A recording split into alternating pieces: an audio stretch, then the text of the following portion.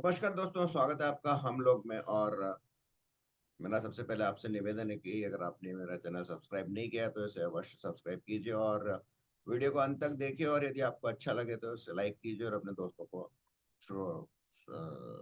दोस्तों के साथ शेयर कीजिए। तो आज मैं बात करूंगा कि आज दो महत्वपूर्ण विषय चल रहे हैं जो कि दिल्ली जो में जो चुनाव है उनके जो मतगणना है, उसकी पूर्व संध्या या उसके एक दिन पूर्व चल रहे हैं।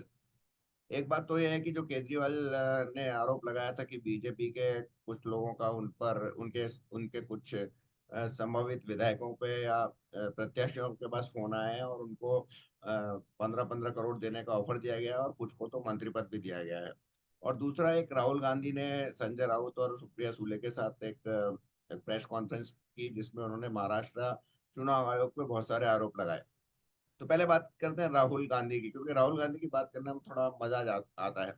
राहुल गांधी ने जनवरी 2025 में, यानी पिछले महीने, ये आरोप लगाया था कि महाराष्ट्र में लोकसभा और विधानसभा के चुनावों के बीच में 1 करोड़ मतदाता जोड़े गए।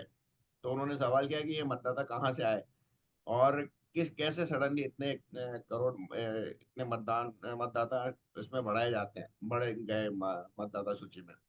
और दूसरा बात, फिर उन्होंने संसद में पिछले सप्ताह या पिछले कुछ दिन पहले बोलते हुए कहा था कि महाराष्ट्र के जो मतदान सूची है, मतदाताओं की सूची है, उसमें 75 लाख वोटर्स ऐड किए गए बिटवीन लोकसभा एंड विधानसभा के चुनाव में, जो कि हिमाचल प्रदेश की एक पूरी जनसंख्या के बराबर है। यानी एक हिमाचल प्रदेश महाराष्ट्र में ऐड हो गया।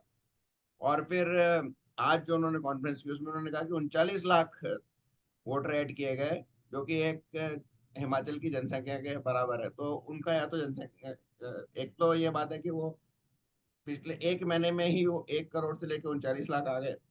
यानी कि कहीं उनमें स्थिरता नहीं है, वो झूठ बोल रहे होते हैं। और झूठ अगर कोई आदमी बोल रहा है, गलत बयानी कर रहा है, तो उसके लिए एक बहुत बड़ी कंडीशन होती है कि उसको याद रखना पड़ता है कि उसने पिछली बार क्या बोला था। तो राहुल गांधी की भी कहीं से कहीं याददाश्त कमजोर है। और वो जो उस समय, जैसा मैंने अपने पिछले एपिसोड में कहा कि स्पॉन्टेनियसली केजरीवाल आरोप लगा देते हैं, तो उसी के छोटे भाई है राहुल गांधी या बड़े भाई है राहुल गांधी। जो मर्जी आती है उस समय वो बोल देते हैं और फिर भूल जाते हैं कि क्या बोला है और अगली बार कुछ दूसरा आंकड़ा देते हैं। इन सब के बीच में महाराष्ट्र का चुनाव आयोग जो है वो ये डिक्लेयर कर चुका है कि लगभग 40,000, उन्होंने एग्जैक्टली फिगर दिया था कि इतने वोटर्स इसमें ऐड किए गए थे। और महाराष्ट्र जैसे बड़े राज्य के लिए ये कोई अ, असाधारण बात नहीं है, ऐसा हो सकता है।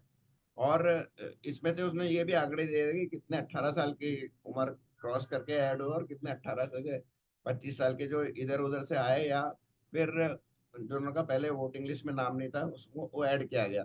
तो ये उसको क्लैरिफिकेशन दे चुके हैं। उसके बाद राहुल गांधी मांग कर रहे थे कि महाराष्ट्र चुनाव आयोग उनको पूरे महाराष्ट्र की एक सूची दे मतदाताओं की, कि क्या वो उस समय थी जब लोकसभा चुनाव थे और क्या अब है।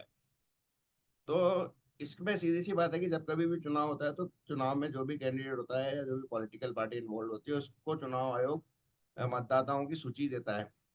तो ये ऑलरेडी सूची उनको दी हुई गई है। और अगर ऐसा नहीं है तो इसको वर्तमान में करंट लिस्ट को तो डाउनलोड भी किया जा सकता है। तो क्यों मांग रहे हैं राहुल गांधी, ये कुछ समझ में नहीं आ रहा है। वैसे राहुल गांधी अपनी डिमांड पे कभी इकट्ठा नहीं रहते हैं, मतलब कभी इस फर्म नहीं रहते हैं, चेंज करते रहते हैं। और इस पर काफी मतलब इंटरेस्टिंग था। मैंने भी वो आज की कॉन्फ्रेंस सुनी, उसमें संजय राउत और जो संजय राउत तो बहुत इतना गंभीर मुंह मुंह बना के बैठे थे कि मतलब उनके घर में किसी का देहांत हो गया, इस तरह के मुंह था। और सुप्रिया सुले तो एकदम कॉमेडियन लग रही थी। और इनके बॉस राहुल गांधी एक तरह से बॉस की तरह लग रहे थे कि उनके दो असिस्टेंट काम कर रहे हैं। तो दैट्स फनी, मतलब काफी इंटरेस्टिंग और थी। अब राहुल गांधी ऐसा क्यों कर रहे हैं? राहुल गांधी ये इसलिए कर रहे हैं, एक तो कि वो महाराष्ट्र में जो हार हुई है उसकी जिम्मेदारी किसी भी तरह अब तक ईवीएम पे जो ढोलते थे वो साइंटिफिकली वो प्रूव नहीं कर पाए। तो अब वो एक बहानेबाजी का एक दूसरा, अपने हार को कवर करने के लिए दूसरा तरीका खोजने की कोशिश कर रहे हैं। और ये अक्रॉस द बोर्ड है, मतलब ऐसा नहीं है कि राहुल गांधी विपक्ष में कर रहे हैं। वो दूसरा आज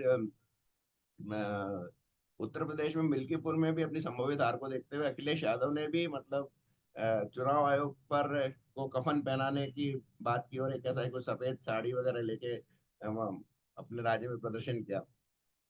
राहुल गांधी का दूसरा कहने का बात है कि कल जैसा कि बहुत सारे एग्जिट पोल्स ने बताया है कि आम आदमी पार्टी वहां हार रही है और कांग्रेस एक या दो सीट पर सिमट के रह जाएगी या शून्य भी रह जाए, तो उसको एक कवर अप करने के लिए कहानी गढ़ने की कोशिश कर रहे हैं। और वो एक तरह से केजरीवाल को भी कवर फायर दे रहे हैं और अपनी भविष्य में होने वाली बीजेपी के हाथों हार को भी कवर करने की कोशिश कर रहे हैं। तो सब कुछ एडवांस में चल रहा है। उनको नहीं लगता है कि अगले कुछ और चुनाव में 2029 के चुनाव में दो चार इलेक्शन और वो हारेंगे, तो उन सबकी भूमिका अभी से बना रहे हैं।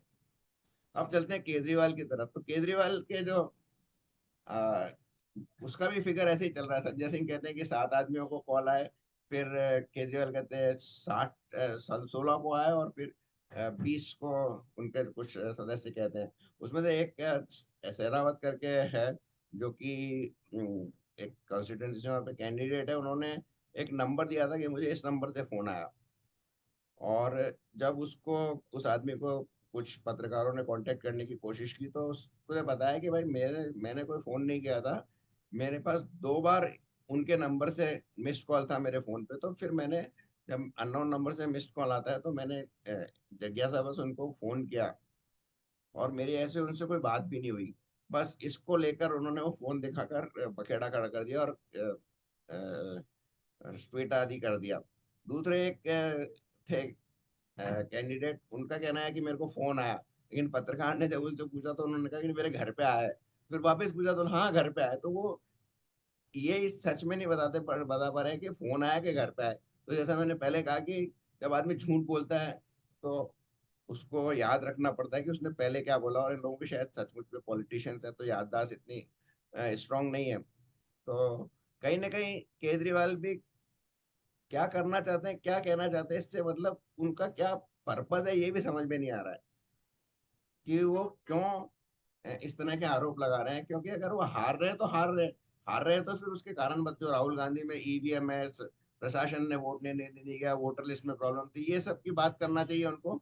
इससे वो क्या हासिल करना चाहते हैं ये शायद वो खुद भी नहीं बता सकते कि क्या हासिल करना चाहते हैं। इससे किसी ने तो मतलब एक टीवी प्रोग्राम आ रहा था, उसमें किसी ने पूछा था कि क्या केजरीवाल को खुद को फोन नहीं आया। तो ये क्या वो केवल जीतने वाले, उन्होंने जब कहा कि जीतने वाले कैंडिडेट्स को फोन आया तो उन्होंने कहा कि केजरीवाल को फोन नहीं आया, क्या तो वो क्या हार रहे हैं। तो इस तरह से बहुत कुछ बातें चलती है। और एक और मुस्लिम विधायक थे, वो तो कहते हैं किसी के बाप में हिम्मत नहीं, बीजेपी के बाप में हिम्मत नहीं है कि मेरे से बात करे। तो जब इसका मतलब है कि जिनसे बात की वो कहीं ना कहीं डाउटफुल है उनके बिंदाओं में, और बीजेपी को, आम आदमी पार्टी को लगता है कि उनके हार की संभावना में ये जो लोग कैंडिडेट जीतने वाले हैं ये शायद छोड़ के नहीं चले जाए, तो उसको भी वो एक कवर करने की कोशिश कर रही है। तो कुल मिला के इंटरेस्टिंग है। अभी भी भला एग्जिट पोल कुछ भी का है, ये कहना बहुत मुश्किल है कि कौन पार्टी जीतेगी। दिल्ली के वोटर अनप्रेडिक्टेबल हैं, क्योंकि कभी भी 2020 के चुनाव में या 2015 के चुनाव में किसी ने एग्जिट पोल की बात छोड़ दीजिए, ये नहीं सोचा होगा कि आम आदमी पार्टी इतने भारी बहुमत से जीतेगी। तो इस बार भी ऐसा हो सकता है। इसलिए मैं तो अभी भी कोई भी गैस करने के लिए तैयार नहीं हूँ। मेरा अभी भी मानना है कि आम आदमी पार्टी जीत सकती है इस चुनाव में, क्योंकि ये वोट दिल्ली की जनता ने दिया है। कहीं और किसी और राज्य की बात होती तो हो सकता है कि कुछ डिफरेंट ओपिनियन मेरी होती, लेकिन दिल्ली के बारे में मैं पक्का हूँ कि जीतेगी आम आदमी पार्टी। और कल 12 बजे तक ये क्लियर हो जाएगा। आप भी अगर रियल में चुनाव परिणाम में इंटरेस्टेड है तो 12 बजे बाद ही सुनने की कोशिश कीजिए, उससे पहले तो सब बकवास होती है। मैं भी कोशिश करूंगा कि कुछ देर के लिए एक लाइव करने की 12 बजे के आसपास। देखते हैं कर पाऊंगा क्या नहीं कर पाऊंगा।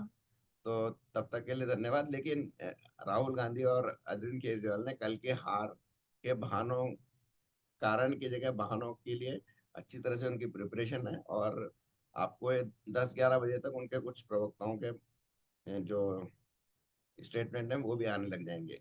तो बस अभी के लिए इतना ही। कल फिर हम मिलेंगे, बातचीत करेंगे दिल्ली के चुनाव परिणामों के बारे में। लेकिन राहुल गांधी बहुत इंटरेस्टिंग कैरेक्टर है। उन्होंने हार के 4 महीने बाद भी वो चुनाव आयोग और प्रशासन पे कर रहे हैं। और अब इनका जो साइंटिफिकली जो कि वो ईवीएम को प्रूव नहीं कर पा रहे हैं, तो प्रशासन और अ, चुनाव आयोग उनके निशाने पे रहेगा और वो उसी का बहाना बनाते रहेंगे। तो नमस्कार, जय श्री राम। अगले अंक में फिर मिलेंगे।